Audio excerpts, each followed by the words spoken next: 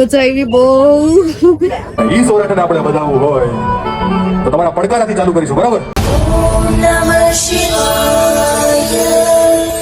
Hello, welcome to my new vlog.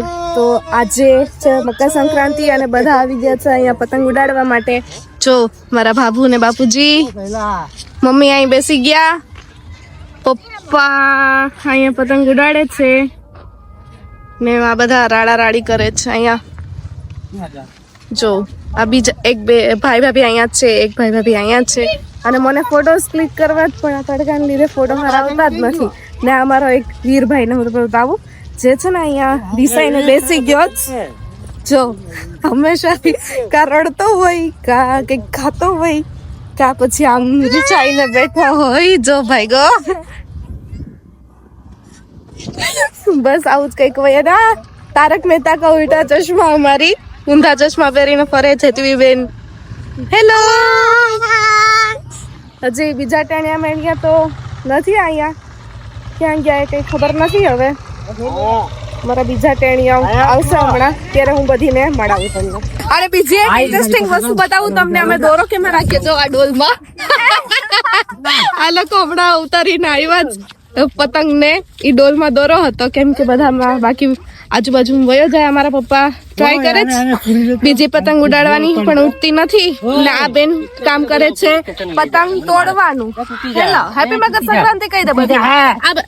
અહીંયા આવું જ હાલતું હોય અમારે. સખેથી બ્લોગ તો બને જ નહીં, એ બાજુમાંથી કોક બોલે બાજુમાંથી કોક બોલે, એટલે આવું જ હાલતું હોય. આવું તમારે સહન કરવું પડશે. કઈક શું કહે છે? Like, comment and share. ખુશી રાઠોડ યસ કરી દેજો ફટાફટ. સરપ્રાઈઝ કરી દેજો. અત્યારે અમે પહોંચી ગયા હતા સોમનાથ, કેમ કે આજે અહીંયા આવવાના છે અઘોરી મ્યુઝિક વાળા. તો ખાસ અને સાંભળવાની ઈચ્છા હતી તો હું, મમ્મી અને પપ્પા હાલ તો આવ્યા છે. હવે જોઈએ અમારી ફેમિલી વાળા કોઈ આવે કઈ નક્કી નથી. પેલાનો વ્લોગ જોયો હોય તો અહીં બહુ બધું ડેકોર કરેલું હતું, અત્યારે એ બધું કાઢી નાખ્યું જ. ને હવે જો અહીંયા પબ્લિક તો બહુ વધારે છે. પબ્લિક તો છે જ. હવે જોઈએ અઘોરી મ્યુઝિક આવશે કે નહીં આવે. અહીંથી થોડીક એવી નવરાત્રીની શોપિંગ પણ કરી લીધી હતી. જો અહીંયા બધું આ મસ્ત સાઈડ ને બધું મળતું હતું તો મેં કીધું લઈ જ લઉં અત્યારથી જ.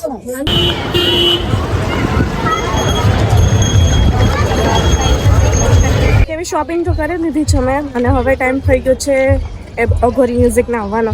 તો હવે અમે મંદિર તરફ જઈએ છીએ. જો યા મસ્ત મંદિર દેખાય છે.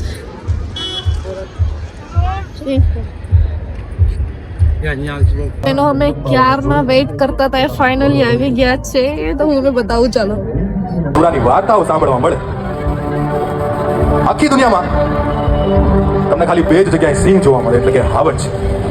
એક આફ્રિકાના જંગલમાં, બીજું આપણી રૂડી ગાંડી ગીરમાં. ઈ સોરઠને આપણે બધાવું હોય તો તમારા પડકારાથી ચાલુ કરીશું, બરાબર? એમને એ લોકોને ગીત આવડું છે. તું ભૂલો તો પડ મારા સોરઠને.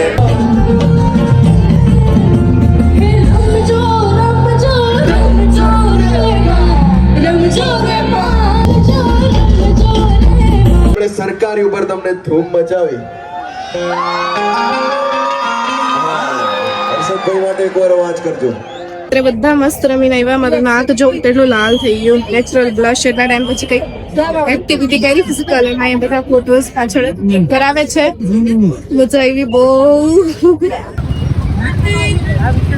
ડેકોરેશન છે પણ હજી એવું છે કેટલું મસ્ત લાગે છે. આખું સોમનાથ એકદમ સજાવેલું.